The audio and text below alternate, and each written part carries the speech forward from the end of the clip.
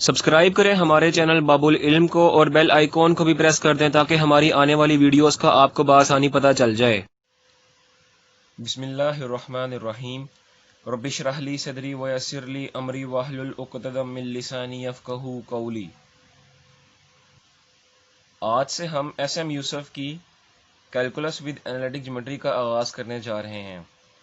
और ये कैलकुलस जो है ये आप सब यूनिवर्सिटी लेवल पर भी इसको पढ़ते हैं, इसको एफिलेटेड कॉलेजेस में भी पढ़ाया जाता है। यानी असल में इसको इन शॉर्ट जहाँ जहाँ पढ़ाया जाता है वहाँ यानी बीएससी में पढ़ाया जाता है। बीएस मैथ्स में इसको लाजमी करार दिया गया है। और बीएस के जितने भी ऑनर के सब्जेक्ट्स हैं साइंस सब्जेक्ट्स में, उन तमाम में इसको पढ़ाया जाता है क्योंकि ये कैलकुलस एक ऐसा सब्जेक्ट है जिसकी हर जगह ज़रूरत है। उसके अलावा सिविल इंजीनियरिंग में पढ़ाया जाता है, यानी इंजीनियरिंग में भी ज़्यादातर शोबों में इंजीनियर्स इसको पढ़ते हैं। और बीएससी में मैंने जैसे को बताया कि 2 साल का बीएससी कोर्स होता है, उसमें पढ़ाया जाता है। 4 साल बीएससी कोर्स में भी इसको पढ़ाया जाता है। तो ये कैलकुलस एक ऐसा सब्जेक्ट है जो हर कोई पढ़ता है। बहरहाल थॉमस एंड फिनी की कैलकुलस जो है उसमें और इसमें फ़र्क तो है, लेकिन ज़्यादा फ़र्क नहीं है। एसएम यूसुफ साहब ने भी इसको जो उसी बिना पर क्रिएट किया इस बुक को, सेम टू सेम तो नहीं कह सकते, लेकिन 19-20 का फ़र्क इसमें कहा जा सकता है कि उसमें और इसमें 19-20 का फ़र्क है। लेकिन चूंकि हम पाकिस्तान में रहते हैं तो पाकिस्तान में ज़्यादातर बुक यही इस्तेमाल होती है। थॉमस एंड फिनी भी इस्तेमाल होती है, उससे भी लोग पढ़ते हैं, उससे भी प्रोफेसर्स अपने स्टूडेंट्स को पढ़ाते हैं। मगर कैलकुलस विद एनालिटिक ज्योमेट्री जो ज़्यादातर पढ़ी जाती है वो एसएम यूसुफ की किताब से पढ़ी जाती है।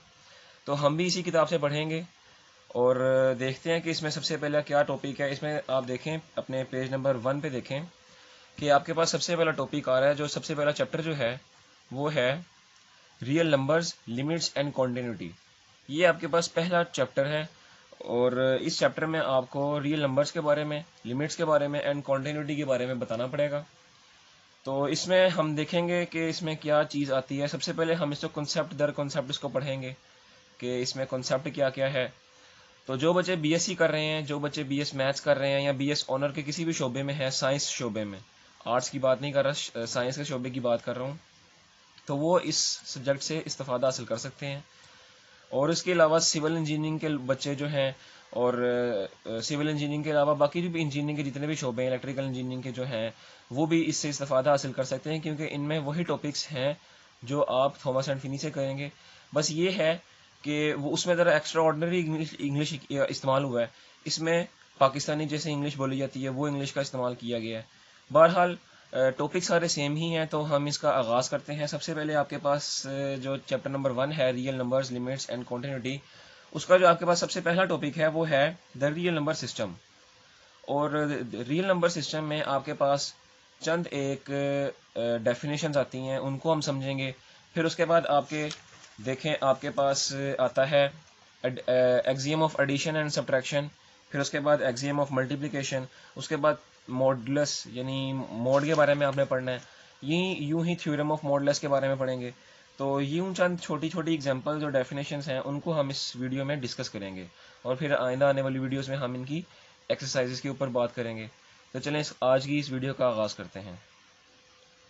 द रियल नंबर सिस्टम, सबसे पहला टॉपिक हमारी कैलकुलस का जो है वो है द रियल नंबर सिस्टम। ठीक है, तो नंबर सिस्टम में आपके पास देखें कौन कौन से नंबर्स आते हैं। सबसे पहले आपके पास आते हैं नेचुरल नंबर्स, ये भी आप सब पढ़ के आ चुके हुए हैं। Natural numbers, whole numbers, integers, फिर उसके बाद आपके पास आते हैं रैशनल नंबर्स और फिर इररेशनल नंबर्स, और फिर उसके बाद आपके पास आते हैं रियल नंबर्स।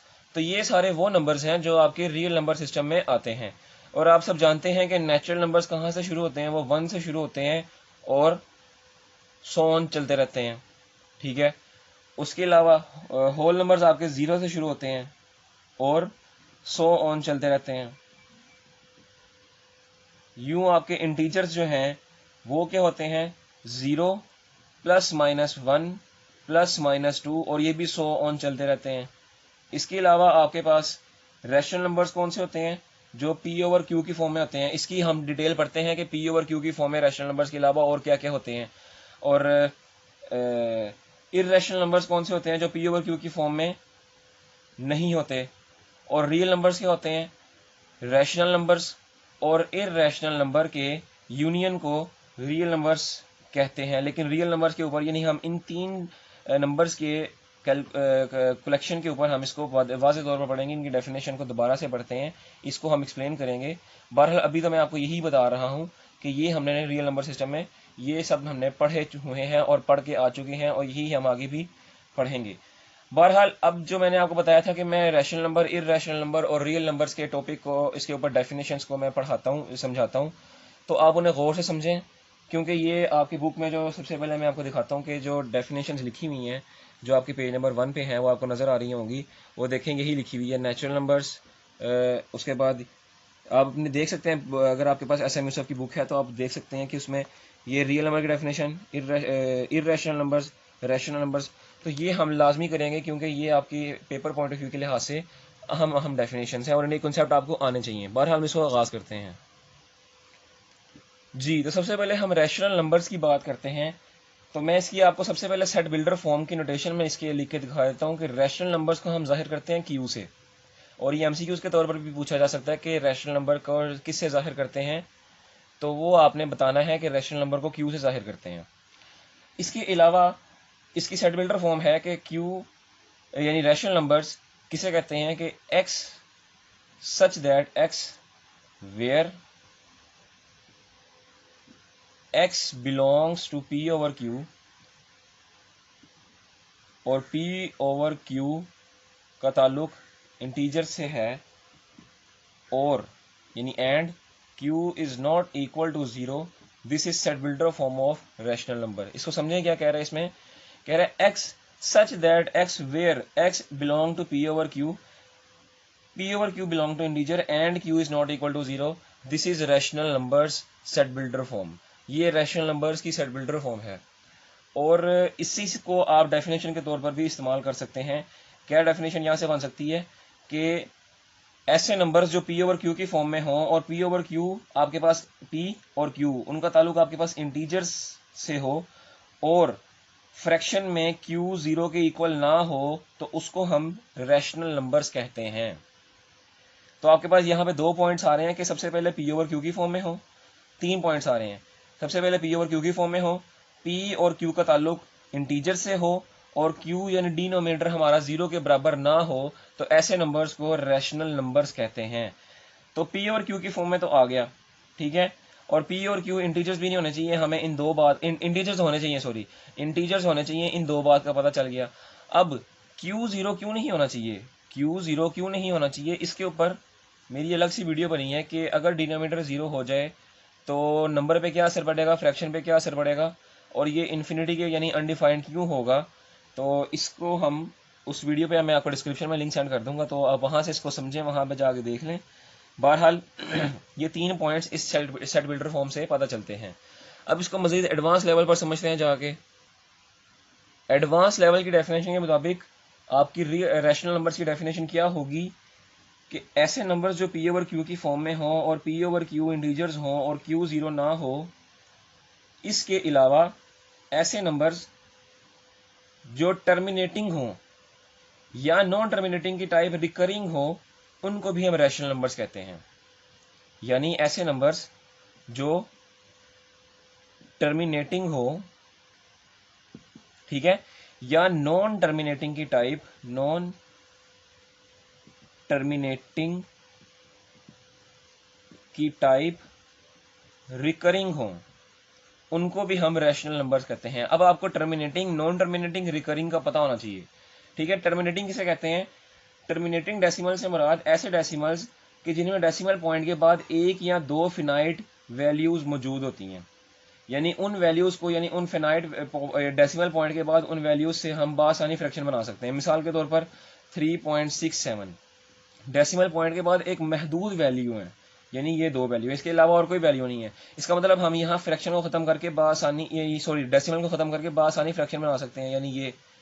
तो इसका मतलब ऐसे पॉइंट्स को टर्मिनेटिंग पॉइंट्स कहते हैं, टर्मिनेटिंग डेसिमल्स कहते हैं, ठीक है। और नॉन टर्मिनेटिंग इससे मुख्तलिफ होते हैं। नॉन टर्मिनेटिंग से मुराद कि इसका उल्ट, यानी ऐसे डेसिमल्स जिनमें डेसिमल पॉइंट के बाद इनफिनाइट वैल्यूज मौजूद हों, यानी लामहदूद वैल्यूज मौजूद हों, उसको हम उससे फ्रैक्शन बना ही ना सकते हैं, जैसे 3.11 और सो ऑन चलती जा रही है, ठीक है। तो यहाँ से हम अब फ्रैक्शन को कंसीडर नहीं कर सकते, क्योंकि हमें नहीं मालूम कि ऊपर कितनी ज़्यादा वैल्यूज़ हैं, हमें उसके एंड पॉइंट नहीं पता, तो हम जब तक हमें ऊपर डिनोमिनेटर न्यूमिनेटर का एंड पॉइंट नहीं पता, तो हम डेसिमल पॉइंट को ख़त्म करके नीचे फ्रैक्शन कैसे डिनोमिनेटर को कैसे बना सकते हैं, हम उसको बना ही नहीं सकते। तो इसलिए ऐसे नंबर्स को कि जिनमें डेसिमल पॉइंट के बाद वैल्यूज़ लामहदूद हों, तो उनको हम नॉन टर्मिनेटिंग पॉइंट्स कहते हैं, नॉन टर्मिनेटिंग डेसिमल्स कहते हैं। उम्मीद है आपको ये दोनों टर्मिनेटिंग और नॉन टर्मिनेटिंग का आपको पता चल गया होगा। अब नॉन टर्मिनेटिंग की टाइप की बात हुई थी कि अगर नॉन टर्मिनेटिंग की टाइप रिकरिंग है तो उसको भी हम रैशनल नंबर्स कहते हैं। तो हमें ये भी पता होना चाहिए कि नॉन टर्मिनेटिंग की कितनी टाइप्स हैं। अब नॉन टर्मिनेटिंग डेसिमल की आपके दो टाइप्स हैं इसकी, एक रिकरिंग डेसिमल्स और दूसरा non recurring decimals. Recurring decimals कहते हैं रिपीटिंग डेसिमल्स को, यानी डेसिमल के बाद जो नंबर रिपीट हो रहे होते हैं उनको रिपीटिंग डेसिमल को रिकरिंग डेसिमल कहते हैं, और ये नॉन टर्मिनेटिंग डेसिमल्स की ही टाइप है। ठीक है। और नॉन रिकरिंग से क्या मुराद है? नॉन रिकरिंग से मुराद है नॉन रिपीटिंग डेसिमल्स, यानी डेसिमल पॉइंट के बाद हमारे जो नंबर रिपीट नहीं होते नॉन टर्मिनेटिंग में, तो उनको हम नॉन रिपीटिंग या नॉन रिकरिंग डेसिमल्स कहते हैं। तो ये दो इसकी टाइप्स थी नॉन टर्मिनेटिंग की। बहरहाल रैशनल नंबर में मैंने आपको बताया, दोबारा डेफिनेशन समझ लें ताकि हम आगे पहुंचें, कि ऐसे नंबर जो पी ओवर क्यू की फॉर्म में हों और पी क्यू आपके पास इंटीजर्स से ताल्लुक हो उनका, और q is not equal to zero हो, तो उनको रैशनल नंबर्स कहते हैं। इसके अलावा ऐसे डेसिमल्स जो टर्मिनेटिंग हो या नॉन टर्मिनेटिंग की टाइप रिकरिंग हो, उनको भी हम रैशनल नंबर्स कहते हैं। तो ये आपका रैशनल नंबर्स का आप यहाँ से डेफिनेशन लिख सकते हैं, इसी को आप इंग्लिश में ट्रांसफ़र कर लें तो आपकी एक अच्छी भली डेफिनेशन जो रैशनल नंबर की है, एडवांस लेवल पर आपकी अच्छी भली डेफिनेशन मुकम्मल होती है यहाँ पे। ठीक है, अब हम चलते हैं इर्रेशनल नंबर्स की तरफ। इर्रेशनल नंबर्स के टॉपिक को समझने से पहले मैं आपको टर्मिनेटिंग और नॉन टर्मिनेटिंग की थोड़ी बहुत एग्जांपल से आपको समझा देता हूँ ताकि आपको बासानी थोड़ी इसकी समझ लगे।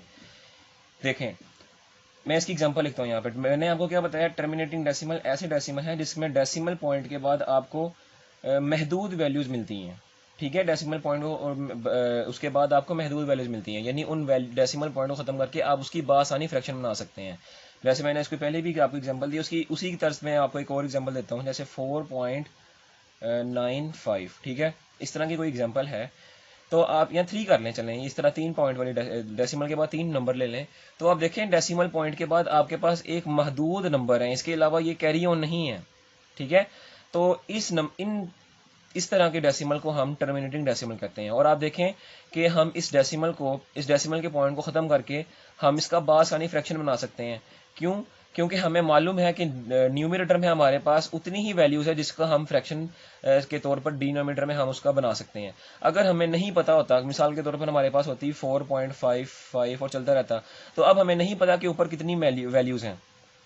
अगर हमें न्यूमरेटर में नहीं मालूम कि ऊपर कितनी वैल्यूज़ है, तो हम उसका फ्रैक्शन डिनोमिनेटर में कैसे बना सकते हैं? इसलिए हमें टर्मिनेटिंग डेसिमल्स ऐसे डेसिमल्स होते हैं जिसमें डेसिमल पॉइंट के बाद हमें महदूद वैल्यूज़ मिलती हैं और उन वैल्यूज़ में हम डेसिमल पॉइंट को ख़त्म करके उसका फ्रैक्शन बना सकते हैं। ठीक है, जबकि नॉन टर्मिनेटिंग में हम ऐसा नहीं कर सकते। नॉन टर्मिनेटिंग में हमारे पास डेसिमल पॉइंट के बाद महदूद वैल्यू नहीं होती बल्कि लामहदूद वैल्यूज़ होती हैं, और उस पॉइंट को ख़त्म करके हम उसका डेसिमल पॉइंट को ख़त्म करके हम उसका फ्रैक्शन नहीं बना सकते। जैसे मिसाल के तौर पर अब यहाँ पे टर्मिनेटिंग की तो एक ही मिसाल है ना, अब यहाँ पे आपको मैं नॉन टर्मिनेटिंग की दो किस्म की मिसाल लें। एक मिसाल आपको मैं लिखता हूँ, जैसे 3.56 56 और सो ऑन चलती जा रही है। ठीक है, और दूसरी मिसाल में जो नॉन टर्मिनेटिंग की लिखता हूँ वो है 4.561791102012 और ये चलती जा रही है। ठीक है, अब इन दोनों एग्जांपल्स को आपने समझना है, इन दोनों एग्जांपल्स को आपने देखना है क्या है इसमें। देखें, मैंने आपको बताया नॉन टर्मिनेटिंग की डेफिनेशन की ऐसे नंबर्स जिसमें डेसिमल पॉइंट के बाद वैल्यूज इनफिनाइट हों, तो उसको हम नॉन टर्मिनेटिंग कहते हैं। तो आप देखें यहाँ भी डेसिमल पॉइंट के बाद वैल्यूज इनफिनाइट है और यहाँ भी इस एग्जाम्पल में भी डेसिमल पॉइंट के बाद वैल्यूज इनफिनाइट है, तो इसका मतलब ये दोनों नॉन टर्मिनेटिंग हैं। अब यहाँ पे मैंने आपको बताया था कि नॉन टर्मिनेटिंग की दो टाइप्स हैं, एक रिकरिंग डेसिमल और एक non recurring decimal. Recurring decimal मैंने आपको बताया था कि उसको रिपीटिंग डेसिमल भी कहते हैं, और नॉन रिकरिंग डेसिमल मैंने आपको अभी बताया था कि उसको नॉन रिपीटिंग डेसिमल भी कहते हैं। तो अब इन दोनों वैल्यूज में देखें, इन दोनों नंबर्स में देखें, रिपीट नंबर कौन से हो रहे हैं? जाहिर सी बात है ये 56 56 56 56, इसका मतलब ये रिपीट हो रहे हैं, इसका मतलब ये नॉन टर्मिनेटिंग की टाइप रिकरिंग डेसिमल्स हैं। तो ये रिकरिंग डेसिमल की आपकी एक एग्जांपल हो सकती है, ठीक है। और नॉन रिकरिंग का मैंने आपको बताया था कि डेसिमल पॉइंट के बाद ऐसे नंबर्स रिपीट नहीं होते, तो ये नॉन रिकरिंग डेसिमल की आपकी एग्जांपल है। तो ये एग्जांपल देने का मकसद आपको यही था ताकि आपको ये समझ आ जाए कि हमने इसको एग्जांपल के तौर पर पढ़ा है और आपको इसकी जो कॉन्सेप्ट है आपके जहन में ज़्यादा क्लियर होके बैठ जाए, ठीक है। तो ये हमारा चंद था इसका एग्जाम्पल के तौर पर आपको देने का मकसद, ताकि आपको इसकी बात आसानी समझ लग जाए। अब हम चलते हैं इर्रेशनल नंबर्स की तरफ और समझते हैं कि इर्रेशनल नंबर्स कौन से नंबर्स होते हैं। जी, तो अब हम चलते हैं इर्रेशनल नंबर्स की तरफ और देखें ऐसे नंबर्स, इनकी डेफिनेशन में पढ़ रहा हूँ कि बता रहा हूँ आपको। देखें ऐसे नंबर्स जो P ओवर Q की फॉर्म में ना हो, ठीक है।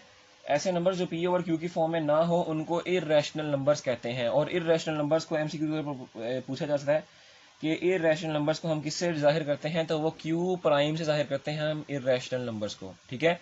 तो ये आपने MCQ के तौर पर भी इसको याद रखना है। बहरहाल डेफिनेशन देखें कि ऐसे नंबर्स जो P ओवर Q की फॉर्म में ना हो उनको रैशनल नंबर्स कहते हैं।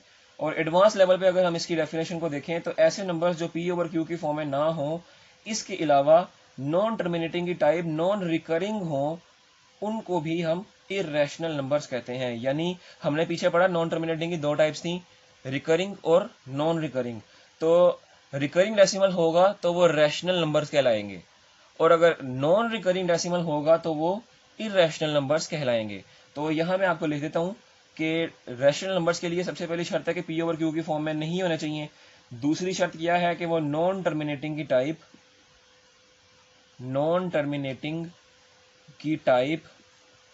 नॉन रिकरिंग डेसिमल्स हों। नॉन रिकरिंग डेसिमल से क्या मुराद है कि नॉन रिपीटिंग डेसिमल्स हों, उनको हम इर्रेशनल नंबर्स कहते हैं। और यही हमारा छोटा सा इसका कॉन्सेप्ट था, क्योंकि जो पीछे समझाया था वो मैंने आपको नॉन टर्मिनेटिंग और नॉन रिकरिंग और इसकी टाइप्स के ऊपर के बारे में समझाया था, इसलिए वो ज़्यादा लंबा हो गया।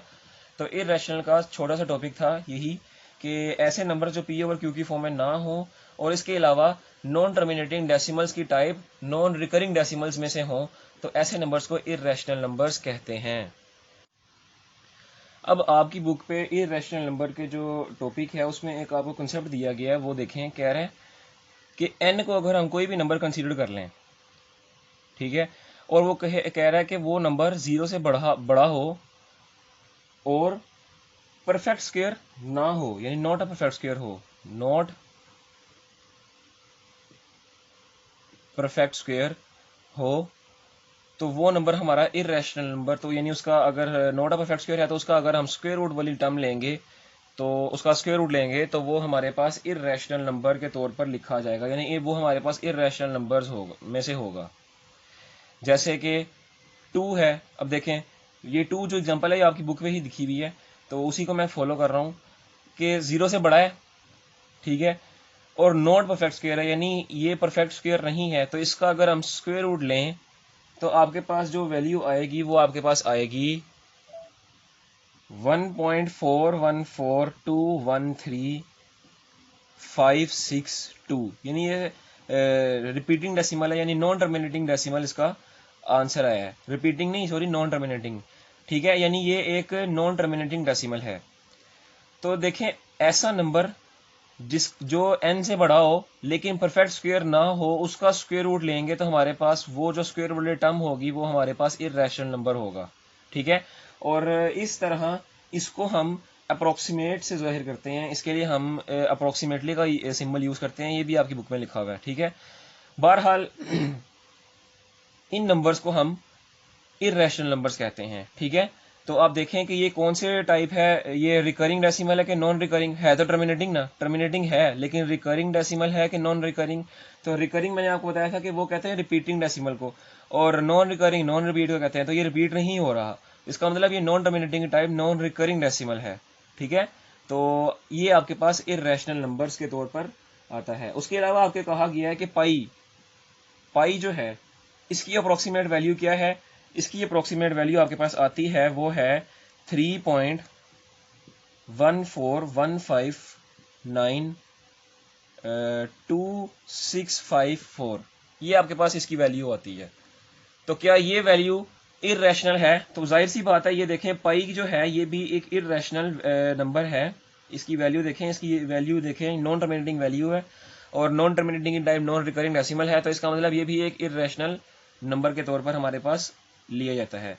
तो ये आपसे एमसीक्यूज में भी पूछा जाता है और कॉन्सेप्ट के तौर पर भी आपके लिए अच्छा है, तो ये आपने इस पर ज़रा गौर करना है। बाकी आपकी बातें सारी बुक में जो लिखी हुई हैं वो मैंने आपको बयान कर दी हैं। इसके अलावा अगर हम अंडर रूट 3 लेंगे तो वो देखें 3 जो है वो 0 से बड़ा है और परफेक्ट स्क्वायर भी नहीं है, तो इसका अगर हम अप्रोक्सीमेट वैल्यू निकालें तो वो वैल्यू हमारे पास क्या आती है जी, वो वैल्यू आती है हमारे पास 1.7320500808। तो ये एक अप्रोक्सीमेट वैल्यू आ रही है √3 की, तो इसका मतलब ये भी हमारे पास इर्रेशनल नंबर है क्योंकि ये नॉन टर्मिनेटिंग वैल्यू है और नॉन टर्मिनेटिंग के टाइप नॉन रिकरिंग में से है, तो इसका मतलब ये भी हमारा इर्रेशनल नंबर है। उम्मीद है आपको रैशनल नंबर्स की और इर्रेशनल नंबर्स की डेफिनेशन अच्छी तरह समझ लग चुकी होंगी। अब हम चलते हैं रियल नंबर्स के ऊपर। अब आपके पास जो है वो है रियल नंबर्स, इनको हम समझते हैं। तो रियल नंबर की आप बेसिक डेफिनेशन अगर आप देखें तो द यूनियन ऑफ रैशनल और irrational number the union of rational and irrational numbers are called real numbers. ठीक है, तो ये आपकी छोटी सी डेफिनेशन हो गई। और रियल नंबर्स को हम डिनोट करते हैं इस तरह के सिंबल से, आर से। ठीक है, ये रियल नंबर्स को हम डिनोट करते हैं इस सिंबल से, यहाँ खाली आर से भी डिनोट कर सकते हैं, एक ही बात है। तो आपके पास ये रियल नंबर की डेफिनेशन थी। बहरहाल रियल नंबर्स को हम समझते हैं कि रियल नंबर्स क्या होते हैं।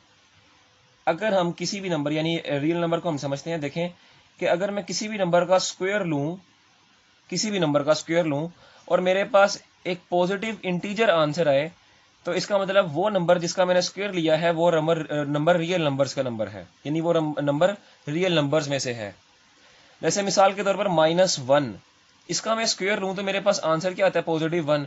और +1 किया मैंने आपको बताया कि पॉजिटिव इंटीजर्स में से है, इसका मतलब -1 is belong to real numbers. दूसरी तरफ अगर मैं स्क्वायर लूँ 2 का तो मेरे पास देखें क्या आंसर आ रहा है, +4। इसका मतलब 2 जो है हमारे पास वो रियल नंबर्स में से है। ठीक है, अगर इसके अलावा अगर मैं स्क्वायर लूं √-3 का, देखें तो अब मेरे पास स्क्वायर ले रहा हूं, सॉरी स्क्वायर लिया मैंने √-3 का, तो अब मेरे पास क्या नंबर का आंसर आएगा, अब मेरे पास -3 आंसर आ रहा है। अब मेरे पास पॉजिटिव इंटीजर आंसर नहीं आ रहा, इसका मतलब कि अंडर रूट, यहां मैं लिख देता हूं कि √-3 does not belongs to real number. और आप जानते हैं कि स्क्वायर रूट के अंदर अगर कोई माइनस वाली टर्म आ जाए तो उसको हम रियल नंबर नहीं कहते, उसको हम कॉम्प्लेक्स नंबर कहते हैं, इमेजिनरी नंबर कहते हैं। ठीक है, तो ये आपके पास रियल नंबर्स का छोटा सा कॉन्सेप्ट था, तो उम्मीद है आपको ये भी समझ आया होगा। उसके अलावा अब यहां से पूछा जाता है कि क्या 0 जो है हमारे पास वो रियल नंबर है। तो आप देखें 0 का अगर हम स्क्वायर लें तो मेरे पास आंसर क्या आ रहा है, वो भी 0 ही आ रहा है। तो अब हमें कैसे पता चलेगा कि ये पॉजिटिव इंटीजर है कि नेगेटिव इंटीजर है। तो आप हमेशा बात याद रखें कि ना तो 0 पॉजिटिविटी को शो करता है ना नेगेटिविटी को, क्योंकि 0 एक न्यूट्रल नंबर है।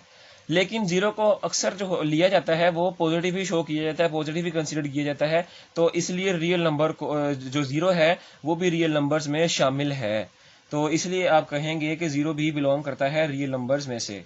तो ये आपके पास रियल नंबर्स का छोटा सा कॉन्सेप्ट था। अब हम चलते हैं अपने नेक्स्ट टॉपिक की तरफ। अब हमारे पास जो नेक्स्ट टॉपिक है वो है axiom of addition and subtraction और एक्सियम ऑफ मल्टीप्लिकेशन। अब हम इसको समझते हैं। Properties of real numbers with respect to addition and subtraction, ये आपके पास सबसे पहली प्रॉपर्टी है क्लोजर प्रॉपर्टी। ठीक है, तो इसको हम समझते हैं। क्लोजर प्रॉपर्टी किसे कहते हैं, जब किसी दो नंबर्स को हम प्लस करें और आंसर भी हमारा रियल नंबर ही आए, यानी उन दो नंबर का प्लस करके आंसर भी हमारा रियल नंबर ही आए, तो ऐसी प्रॉपर्टी को हम क्लोजर प्रॉपर्टी कहते हैं। शर्त यह है कि पहले दो नंबर्स का ताल्लुक जो इसको हम लेंगे वो भी रियल नंबर्स में से ही हो। ठीक है, तो सबसे पहले मैं इसको आपको मैथमेटिकली लिख के दिखा दूं कि if a b belongs to real number. ठीक है, कि अगर हमने दो नंबर लिए हैं ए और बी, मिसाल के तौर पर हमने दो नंबर्स लिए हैं, तो अगर हम इनका सम करें तो आंसर भी हमारा एक रियल नंबर आए, यानी उनका सम जो है वो भी बिलोंग करता हो रियल नंबर से, तो ऐसी प्रॉपर्टी को हम क्लोजर प्रॉपर्टी कहते हैं। सिंपल सी ये प्रॉपर्टी है। तो ये हमारा क्लोजर प्रॉपर्टी है।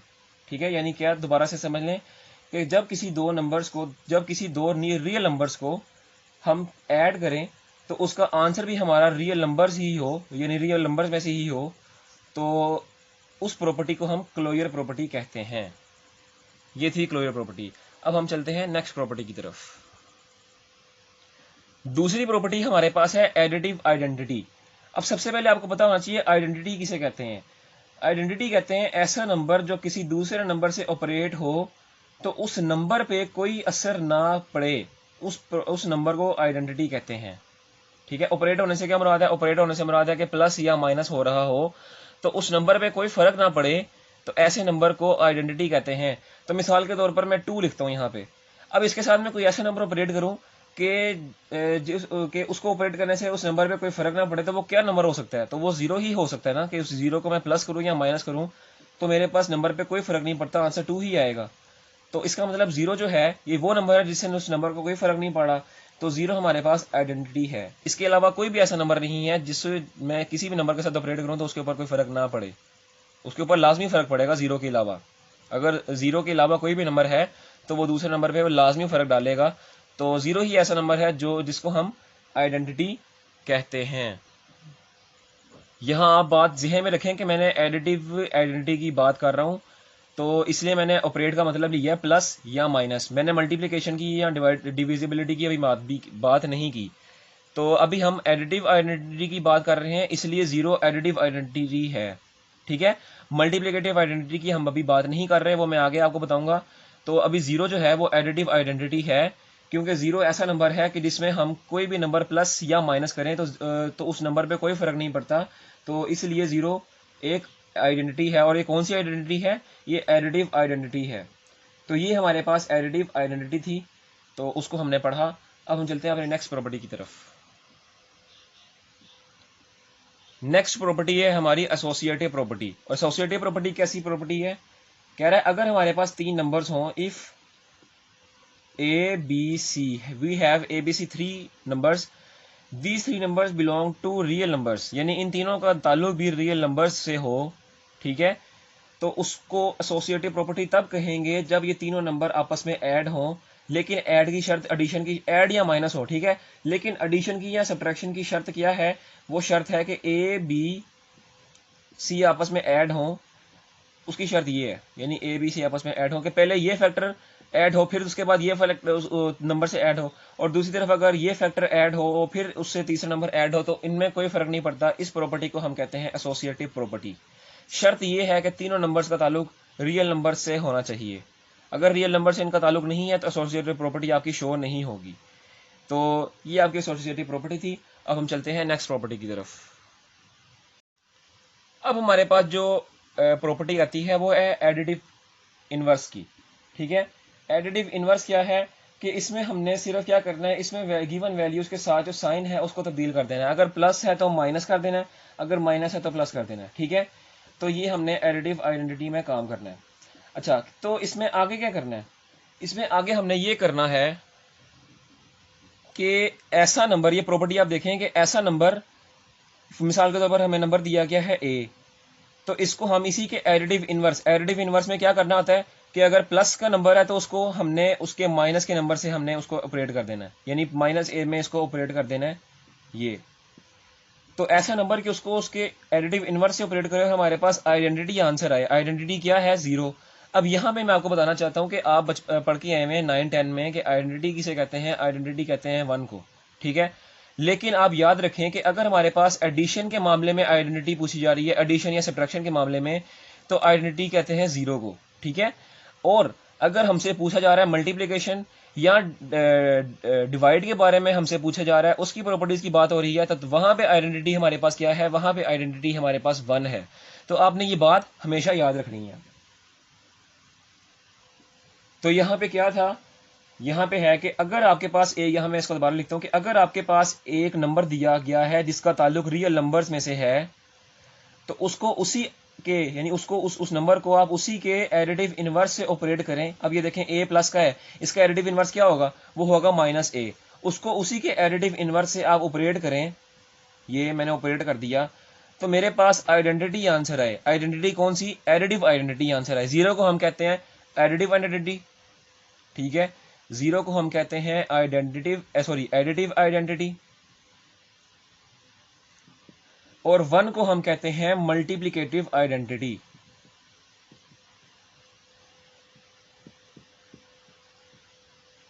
ठीक है, ये हमने कहते हैं अगर हमारे पास एक नंबर दिया गया है जिसका ताल्लुक हमारा रियल नंबर्स में से है, तो उसको हम यानी उस नंबर को हम उसी के एडिटिव इनवर्स से अपग्रेड करें और हमारे पास एडिटिव आइडेंटिटी आंसर आए, तो ऐसे इस प्रोसीजर को, इस प्रॉपर्टी को हम एडिटिव इनवर्स कहते हैं।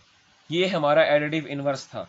अब हम चलते हैं last property of properties with respect to addition and subtraction, जो हमारे पास है वो है कम्यूटेटिव प्रॉपर्टी। उसको समझते हैं।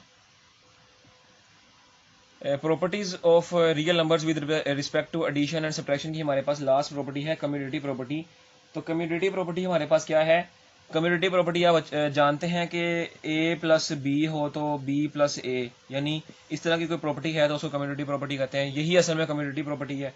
बस इसको थोड़ा सा समझ लेते हैं कि अगर हमारे पास दो नंबर्स हैं a b, उनका ताल्लुक हमारे पास अगर रियल नंबर्स से है, ठीक है, तो कम्यूटेटिव प्रॉपर्टी क्या कहती है कि अगर उनको हम सम करें a प्लस बी, तो उसका सम b प्लस ए के बराबर होगा। ये हमारी कम्यूटेटिव प्रॉपर्टी है। बस इतनी सी कम्यूटेटिव प्रॉपर्टी थी, इसमें और कोई मसले वाली बात नहीं है, सिर्फ ये छोटी सी प्रॉपर्टी थी commutative property.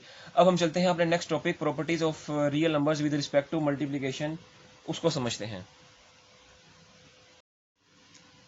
Properties of real number with respect to multiplication में सबसे पहली प्रॉपर्टी आपके पास है क्लोजर प्रॉपर्टी। और क्लोजर प्रॉपर्टी किसे कहते हैं?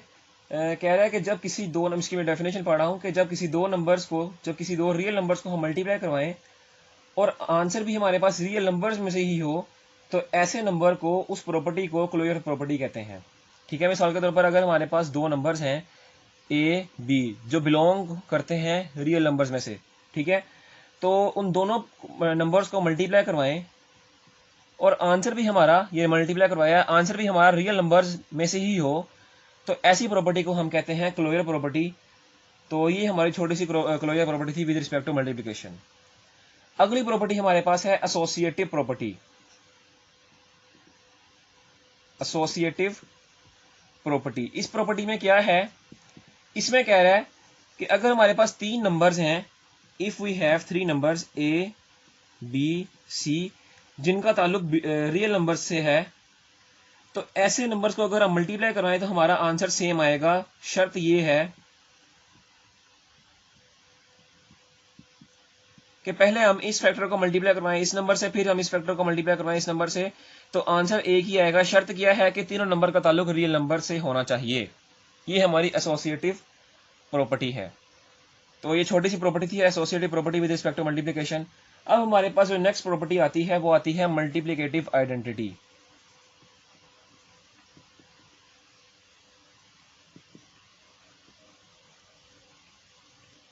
मल्टीप्लिकेटिव आइडेंटिटी आपके पास क्या प्रॉपर्टी है, इसको समझते हैं। जैसे मैंने आपको पहले ही बता दिया हुआ है कि मल्टीप्लिकेटिव आइडेंटिटी अलग चीज है और एडिटिव आइडेंटिटी अलग चीज है। एडिटिव आइडेंटिटी की बात हो तो उसमें आइडेंटिटी कहते हैं जीरो को, और मल्टीप्लिकेटिव आइडेंटिटी की बात हो तो उसमें आइडेंटिटी कहते हैं वन को। ठीक है, तो मल्टीप्लिकेटिव आइडेंटिटी क्या है? कह रहा है इफ हमारे पास अगर एक नंबर है ए और वो बिलोंग रखता है रियल नंबर्स में से, तो उस नंबर को अगर हम किसी ऐसे नंबर से मल्टीप्लाई करवाएं कि इस नंबर पे कोई फर्क ना आए, तो उस प्रॉपर्टी को कहते हैं मल्टीप्लिकेटिव आइडेंटिटी। अब हमारे पास वो नंबर क्या है? अब मिसाल के तौर पर मेरे पास दो है, एक नंबर, इसको मैं किस नंबर से मल्टीप्लाई करवाऊं कि इस नंबर पे कोई फर्क ना पड़े, हमारे पास दो ही आंसर आए, तो जाहिर सी बात है वन ही ऐसा नंबर है जिसको मैं मल्टीप्लाई करवाऊंगा तो इस नंबर पे हमारे पास कोई फर्क नहीं पड़ेगा। इसका मतलब वन जो है हमारे पास ये मल्टीप्लिकेटिव आइडेंटिटी है, यानी आइडेंटिटी है विद रिस्पेक्ट टू मल्टीप्लिकेशन, और इस प्रॉपर्टी को क्या कहेंगे हम? इस प्रॉपर्टी को कहेंगे मल्टीप्लिकेटिव आइडेंटिटी। ठीक है, तो अब ए को भी हम वन से ही मल्टीप्लाई करवाएंगे, तो देखें ए को मल्टीप्लाई करवाया वन से तो हमारे पास ए पे कोई फर्क नहीं पड़ा, ए ही आंसर आया, तो ऐसी प्रॉपर्टी को हम कहेंगे मल्टीप्लिकेटिव आइडेंटिटी। तो ये हमारे पास मल्टीप्लिकेटिव आइडेंटिटी थी। शर्त ये है कि आपका ए रियल नंबर्स में से हो। अब हम चलते हैं अपनी नेक्स्ट प्रॉपर्टी की तरफ, और नेक्स्ट प्रॉपर्टी है हमारी मल्टीप्लिकेटिव इनवर्स। मल्टीप्लिकेटिव आइडेंटिटी हमारे पास क्या कहती है कि मल्टीप्लिकेटिव आइडेंटिटी हमारे पास ऐसी प्रॉपर्टी है जिसमें कहा गया है कि अगर हमारे पास कोई नंबर है, मिसाल के तौर पर अगर हमारे पास एक नंबर है ए जो ताल्लुक रखता है रियल नंबर्स में से, तो उस ए को उसी के रेसिप्रोकल से मल्टीप्लाई करवाएं और हमारे पास आंसर आइडेंटिटी आए, तो ऐसी प्रॉपर्टी को हम कहते हैं मल्टीप्लिकेटिव इनवर्स। ठीक है, अब देखें ए हमारे पास नंबर है जिसका ताल्लुक रियल नंबर से है, ए का रेसिप्रोकल क्या होगा, वो होगा 1/a। तो ए को उसके रेसिप्रोकल से मल्टीप्लाई करवाएं तो हमारे पास आंसर आइडेंटिटी यानी मल्टीप्लिकेटिव आइडेंटिटी आंसर आए। तो इसका मतलब कि ऐसी प्रॉपर्टी को हम क्या कहते हैं, ऐसी प्रॉपर्टी को कहते हैं मल्टीप्लिकेटिव इनवर्स। शर्त आपके पास यहाँ पे दो हैं कि एक तो ए का ताल्लुक आपके पास रियल नंबर्स में से होना चाहिए, और दूसरी शर्त आपके पास ये है कि ए डज नॉट इक्वल टू 0, ए कभी भी 0 नहीं होना चाहिए। ठीक है, अगर ए 0 हो गया तो वही बात कि अगर ए 0 हो गया तो यहाँ पे 1/a जो है वो 0 हो जाएगा और वो फिर अनडिफाइंड होगा, तो इसका मतलब इसको हल करना आसान नहीं होगा, ये इनडिटर्मिनेट फॉर्म बन जाएगी, तो हमारे पास 1 आंसर कभी भी नहीं आएगा। तो यहाँ पे आपके पास दो शर्तें हैं कि एक a belong to real numbers और दूसरा a should not be equal to 0। ठीक है, तो ऐसी प्रॉपर्टी को हम कहते हैं मल्टीप्लिकेटिव इनवर्स। अब हम चलते हैं अपनी नेक्स्ट प्रॉपर्टी कम्यूटेटिव प्रॉपर्टी की तरफ। कम्यूटेटिव प्रॉपर्टी क्या है, वो यही है जैसे हमने commutative property with respect to addition and subtraction पढ़ी थी ना, मल्टीप्लिकेटिव भी वही है, बस यहाँ पे मल्टीप्लाई होगा। कम्यूटेटिव प्रॉपर्टी कह रही है अगर हमारे पास दो नंबर्स हैं ए और बी और उनका ताल्लुक रियल नंबर्स में से है, यानी वो रियल नंबर्स से बिलोंग करते हैं, तो कम्यूटेटिव प्रॉपर्टी कहती है कि उन दोनों का मल्टीप्लिकेटिव एक ही होगा, यानी ए बी को मल्टीप्लाई करवाएं या बी डॉट ए मल्टीप्लाई करवाएं, ये डॉट नहीं, ये क्या है मल्टीप्लिकेटिव का सिंबल है, इनको मल्टीप्लाई करवाएं तो हमारे पास आंसर पे कोई फर्क नहीं पड़ता। ऐसी प्रॉपर्टी को कहते हैं कम्यूटेटिव प्रॉपर्टी। ठीक है, यानी शर्त इसमें क्या है कि ए बी का ताल्लुक रियल नंबर्स से होना चाहिए। यूं हमारा मल्टीप्लिकेटिव इनवर्स मल्टीप्लिकेटिव प्रॉपर्टीज का इख्तिताम होता है। अब हमारे पास एक लास्ट प्रॉपर्टी है डिस्ट्रीब्यूटिव लॉ, उसको भी हम समझते हैं कि डिस्ट्रीब्यूटिव लॉ क्या है और इसमें क्या कहा जाता है और इसमें क्या क्या इंपॉर्टेंस है। डिस्ट्रीब्यूटिव लॉ आपके पास क्या है, डिस्ट्रीब्यूटिव लॉ को एडिटिव और मल्टीप्लिकेटिव लॉ जो हमने पढ़े हैं उनका मिक्सचर कहा जाता है। ठीक है, और डिस्ट्रीब्यूटिव लॉ को एक और नाम दिया गया है distributive property of multiplication over addition और सब्ट्रैक्शन। ये मैं यहां लिख देता हूं, तो ये मैंने लिख दिया कि डिस्ट्रीब्यूटिव लॉ को distributive property of multiplication over addition और सब्ट्रैक्शन भी कहा जाता है। तो डिस्ट्रीब्यूटिव लॉ जो हमारे पास है वो दो सूरतों में होता है, एक एडिशन में और एक सब्ट्रैक्शन में। तो मल्टीप्लाई तो दोनों में अप्लाई हो रहा होता है, मल्टीप्लिकेशन प्रॉपर्टी दोनों में अप्लाई होती है, लेकिन हमारे पास दो इसकी होती हैं, एक एडिशन के लिहाज से और एक सब्ट्रैक्शन के लिहाज से। तो विद रिस्पेक्ट टू एडिशन को सबसे पहले देखते हैं, विद रिस्पेक्ट टू एडिशन, और उसके बाद हम देखते हैं विद रिस्पेक्ट टू मल्टीप्लिकेशन। तो विद रिस्पेक्ट टू एडिशन हो या विद रिस्पेक्ट टू मल्टीप्लिकेशन हो, हमारे पास शर्त जो है दोनों में यानी कंडीशन जो है वो सेम ही है कि इफ ए बी और c belongs to real number then distributive law multiplication over addition वो क्या होगा कि a dot b plus c हमारे पास बराबर होगा ए डॉट बी के प्लस ए डॉट सी के। ये हमारे पास डिस्ट्रीब्यूटिव लॉ है with respect to addition over with respect to multiplication over addition. ठीक है, कि अगर हमारे पास a dot b plus c है तो वो किसके बराबर होगा, ए डॉट बी के प्लस ए डॉट सी के। ये हमारा विद रिस्पेक्ट टू एडिशन के लिहाज से है, और मल्टीप्लिकेशन के लिहाज से भी हमारे पास जो शर्त है वो यही है। सबसे पहले लिखते हैं विद रिस्पेक्ट टू मल्टीप्लिकेशन, और इसकी जो हमारे पास कंडीशन है वो भी यही है कि if a b c belongs to real numbers then a dot b minus c is equal to a dot b minus a dot c, यानी सिंबल चेंज हो जाएंगे, यानी प्लस की जगह माइनस आ जाएगा, बाकी सारा वही है। और ये हमारा with respect to sorry multiplication नहीं है, विद रिस्पेक्ट टू सब्ट्रैक्शन है ये। ठीक है, distributive law multiplication over subtraction. तो ये हमारा मल्टीप्लिकेटिव लॉ था और टोटल हमारे पास ये था डिस्ट्रीब्यूटिव लॉ। तो हमारे पास डिस्ट्रीब्यूटिव लॉ तक हमारी जितनी भी प्रॉपर्टीज हैं ये इख्तिताम होती हैं। अब हम चलते हैं मॉडुलस को समझते हैं, मॉडुलस क्या चीज़ है। मोड और मॉडुलस, ये हमारा आखिरी टॉपिक है इस वीडियो का, तो इसको समझते हैं। मोड क्या होता है? आपने देखा होगा कभी किसी भी वेरिएबल के या इक्वेशन में हमारे पास इस तरह के कोई सिंबल लगे होते हैं, ये वाला और ये वाला, इसको हम मॉडुलस कहते हैं। ठीक है, इसको हम मॉडुलस कहते हैं। तो मॉडुलस क्या चीज़ है? ये मॉडुलस सिंबल क्या काम करते हैं? जब भी किसी मोड वाली वैल्यू में मोड के सिंबल आते हैं ना, तो मोड को ख़त्म करके हम इक्वल के, अगर हमारे पास इक्वेशन है इस तरह की, तो इक्वल के एक तरफ हम प्लस या माइनस अप्लाई करते हैं। मोड का ये काम होता है। जैसे मैं यहाँ पे अगर ख़त्म करूँगा मोड, तो मॉडुलस या मोड ख़त्म करने से हमारे पास एक तरफ प्लस या माइनस अप्लाई हो जाएगा। ये मॉडुलस है असल में। ठीक है, ये हमारे पास मॉडुलस है। और आपके पास जो एक्सरसाइज 1.1 है, उसमें जब आप सवालों को सोल्व करेंगे, वेरीफाई करेंगे, जब आपके पास क्वेश्चन नंबर 7 से जो क्वेश्चन शुरू होते हैं आपके पास, जब उसको सोल्व करेंगे, वेरीफाई करेंगे मॉडुलस वाले क्वेश्चंस को, तो अगर तो आपके पास प्लस है तो मॉडुलस खत्म करके आप उसको प्लस ही रहने देंगे। लेकिन अगर आपके पास माइनस है तो मॉडुलस खत्म करके आप उसको प्लस कर देंगे, क्योंकि मॉडुलस जो है वो माइनस को प्लस कर देता है, लेकिन प्लस को प्लस ही रहने देता है। इसकी भी चंद प्रॉपर्टीज हैं, वो जब आप सवाल करेंगे तो उसको आपके साथ साथ बताता रहूंगा। बहरहाल हम आगे देखते हैं। अब यहाँ पे modulus with respect to equal, ये भी आपके पास टॉपिक है, वो उसको समझें कि अगर इक्वल वाली इक्वेशन में, यानी आपके पास इक्वेशंस में अगर मोड के अंदर आपके पास कोई ऐसी वैल्यू है जो 0 से छोटी है, यानी नेगेटिव वैल्यू है, यानी मिसाल के तौर पर ये आपके पास एक वैल्यू है इक्वेशन में, तो आप इस वैल्यू को मोड में, मैंने आपको जैसे बताया कि मोड नेगेटिव को पॉजिटिव कर देता है, तो वो कैसे करता है कि आप इसमें जब मोड को खत्म करेंगे तो आप बाहर एक माइनस अपने से लेंगे। मोड खत्म किया तो बाहर एक माइनस आ गया, तो यूं आपके पास मोड ने नेगेटिव को पॉजिटिव कर दिया। तो मोड नेगेटिव को पॉजिटिव इस तरह करता है। ये आपके पास एक छोटा सा कॉन्सेप्ट आ जाना चाहिए। जैसे मिसाल के तौर पर अगर यहाँ पे 2 होता, ठीक है, तो मॉडुलस -2 है ना, ये 0 से छोटी वैल्यू है, -2 इज लेस देन 0, यानी मोड के अंदर 0 से छोटी वैल्यू है। तो मोड इसको पॉजिटिव कैसे करता है कि उसमें आप मॉडुलस को ख़त्म करें, ब्रैकेट लगाएं और बाहर एक माइनस अपने से अप्लाई कर दें, तो वो उसको 0 के यानी वो उसको 0 से बड़ा कर देता है, यानी वो उसको पॉजिटिव कर देता है। ये मॉडुलस का एक प्रॉपर्टी है जिसको हमने डिस्कस किया है। अब आप सब अपनी बुक के पेज नंबर 4 पे, अगर आपके पास कैलकुलस विद एसएम यूसुफ है, यानी कैलकुलस जो एसएम यूसुफ साहब ने लिखी है, अगर आपके पास वो है तो आप अपनी बुक पे देख सकते हैं कि पेज नंबर 4 पे आपके पास थ्योरम्स दिए गए हैं। 5 थ्योरम्स हैं जो आपके पास मॉडुलस के लिहाज से हैं।